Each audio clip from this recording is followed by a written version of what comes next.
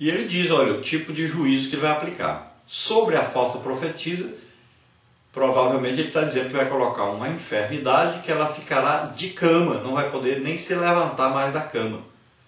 E sobre aqueles que a seguem, ele vai colocar tribulação na vida deles. Vão ver atribulados daí para frente. Mas ele ainda dá chance, ele diz, se não se arrependerem. Então quando virem a sua líder na cama doente, pode ser então que eles acordem e se arrependam. Então Jesus os perdoará. Mas se mesmo assim eles não se arrependerem, então o juízo virá também sobre eles. E o juízo, Jesus está dizendo, eu ferirei de morte os seus filhos. Veja só que coisa terrível. E ele promete, eu vou dar a cada um segundo a sua obra. Então, a premiação pelo seu pecado, cada um vai receber. É como em Romanos capítulo 1. Lá diz que devido à idolatria, Deus abandonou os homens às paixões infames, homem com homem, mulher com mulher. E lá diz, recebendo em si mesmos a recompensa por esse pecado. Que tipo de recompensa os homens e as mulheres estão aí recebendo pela prostituição? Recebendo por haver sexo de homem com homem, mulher com mulher. Está aí, por exemplo, a AIDS, além de outras enfermidades, outras doenças terríveis que têm matado aí milhares de pessoas, devido exatamente à desobediência a Deus, devido principalmente à idolatria. Então o resultado, o prêmio, é isso que está havendo por aí. Assim também Jesus está dizendo a esses aqui da igreja de Tiatira, se permanecerem em pecado, receberão a recompensa. Agora Jesus se lembra que existem alguns ali que são fiéis. Então, ele diz para eles, olha, combatam o pecado que está no meio de vocês. Só isso, não vou pedir mais nada. Vocês já estão fazendo tudo certinho. Trabalhando, orando, evangelizando, e tem fé, e tudo está tudo bem. O problema é só esse. Então não vou ter mais nenhuma carga sobre vocês. Só quero que vocês combatam esse pecado no meio de vocês.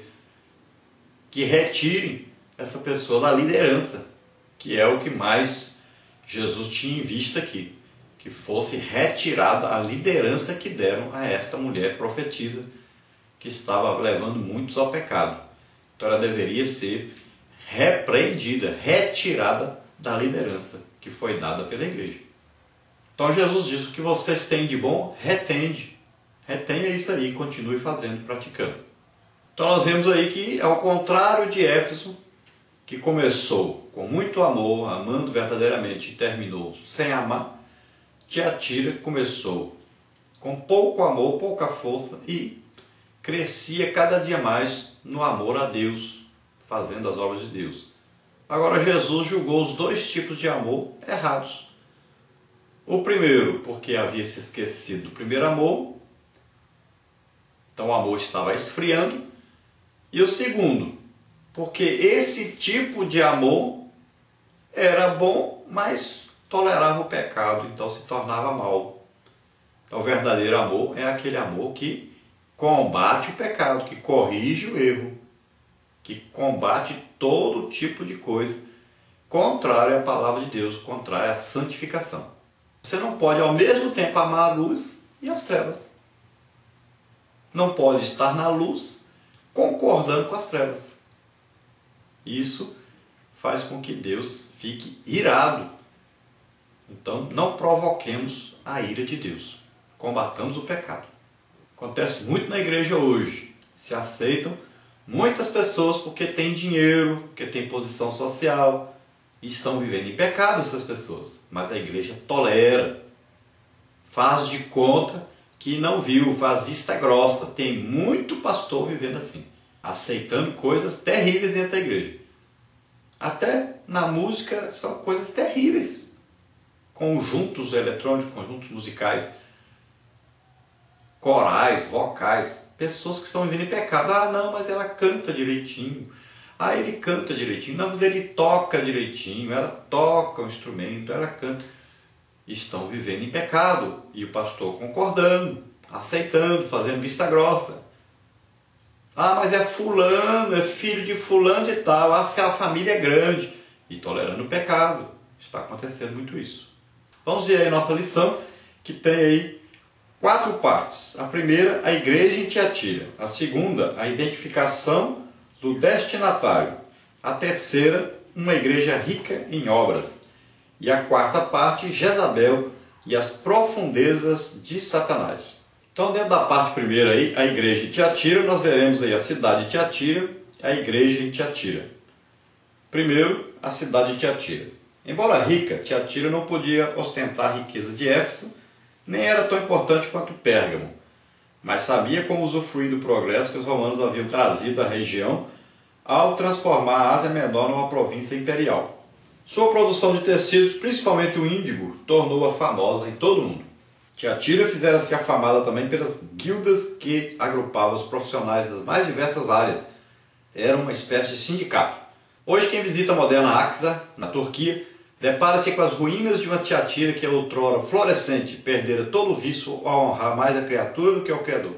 Então, Tiatira tinha sua riqueza comercial, principalmente devido então à produção de tecidos. E ela tinha se destacado muito também num tipo de sindicato que provavelmente reunia todas essas pessoas que trabalhavam com tecido numa liderança só. Então eles poderiam fazer com que esse preço estivesse sempre um preço bom, um preço que pudesse trazer aí felicidade a todos, sustento a todos, e tinha o quê? Um mercado já feito onde eles poderiam vender. Já tinham ali, parece que o tipo de vendedores já que levavam essa mercadoria para vender por toda parte, como Lídia, que era vendedora de púrpura, né? E andava por todo lado vendendo. Paulo a evangelizou. Essa cidade hoje chama Áquisa e está na Turquia, é um país hoje muçulmano e a igreja já não existe mais.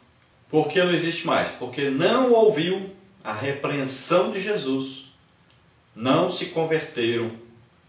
Então, alguns, aqueles que permaneceram fiéis, devem ter morrido fiéis. Mas aqueles que eram seguidores lá da falsa profetisa lá, acabaram seguindo, aumentando cada dia mais o número, a ponto de corromperem toda a igreja, até que a igreja se acabou. Então o juízo de Jesus foi cumprido porque não obedeceram a sua ordem, a sua orientação. Então tomemos cuidado com o rumo que a igreja hoje está tomando, com esse tolerar o pecado no meio da igreja. Então dentro da primeira parte, a igreja em Tiatira, número 2, a igreja em Tiatira. É bem provável que o evangelho tenha chegado a Tiatira através de Lídia, evangelizada por Paulo em Filipos. Retornou à cidade natal como portadora das boas novas de salvação, Atos 16, 14. O apóstolo haveria de confirmar o trabalho ali estabelecido em sua terceira viagem missionária, Atos 19, 10. Então, como já dissemos antes, no ponto anterior, provavelmente então Lídia. Alguns acreditam que Lídia e seu esposo estiveram ali na liderança desta igreja, abriram a igreja, e acreditam alguns que o filho de Lídia foi o pastor dessa igreja e que ele tinha uma esposa que era provavelmente essa falsa profetisa. Então não existe certeza de nada disso, né? A palavra de Deus não diz isso. Então se imagina que pode ser isso, apenas para solucionar aí a ideia de como essa igreja começou e o que estava ocorrendo ali.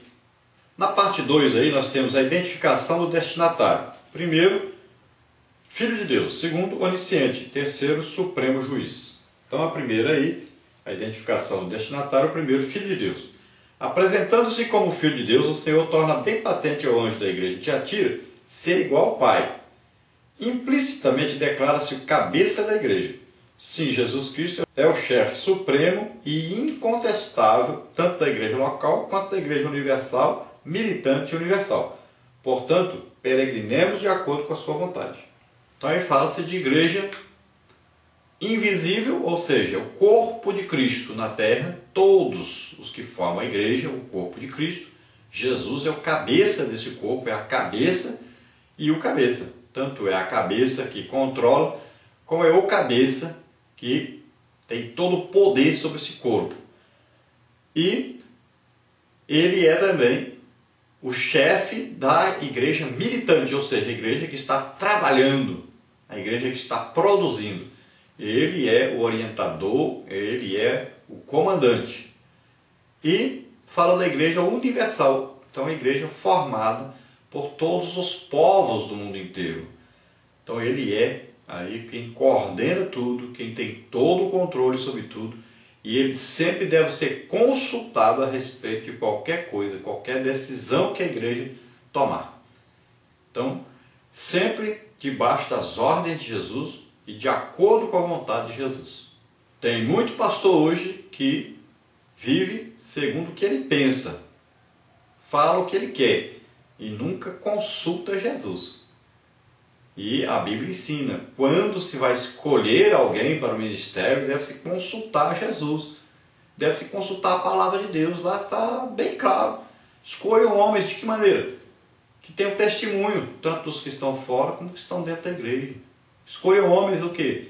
Sábios na palavra de Deus, entendidos na palavra de Deus. A primeira coisa que se exige é que seja cheio do Espírito Santo.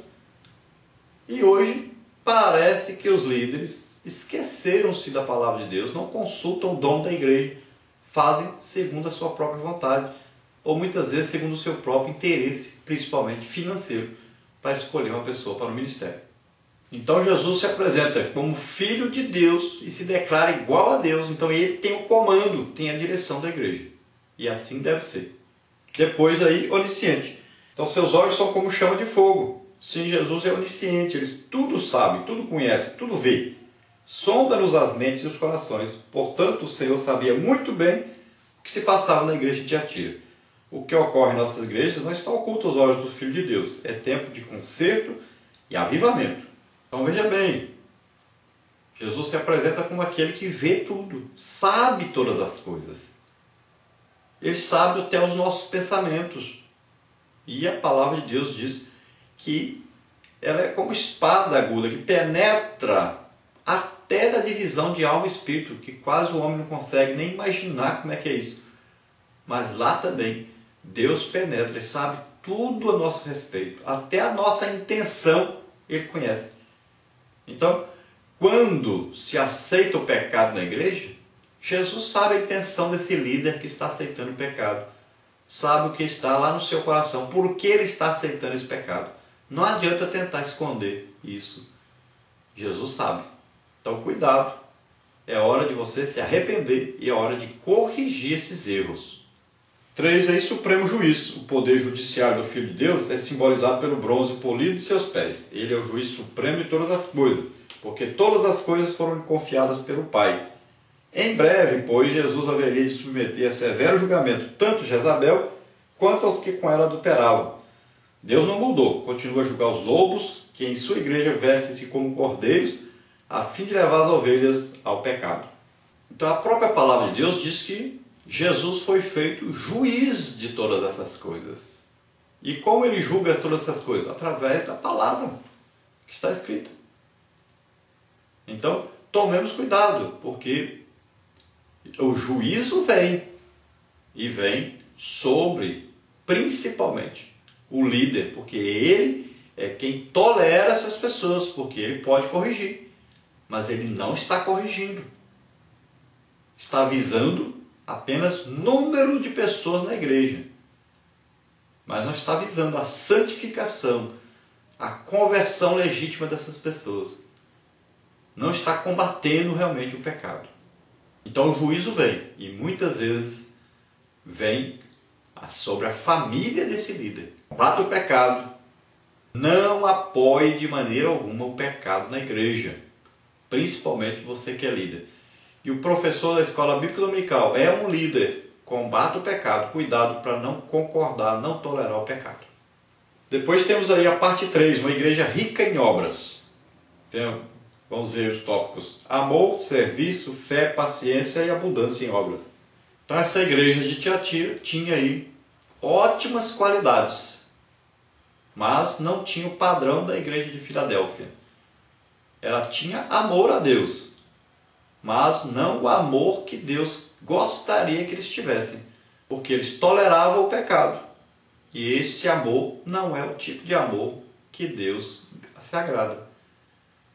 Deus quer que haja amor a Ele, mas que haja obediência a Ele. que haja santificação. Então, santificação quer dizer separação para Deus.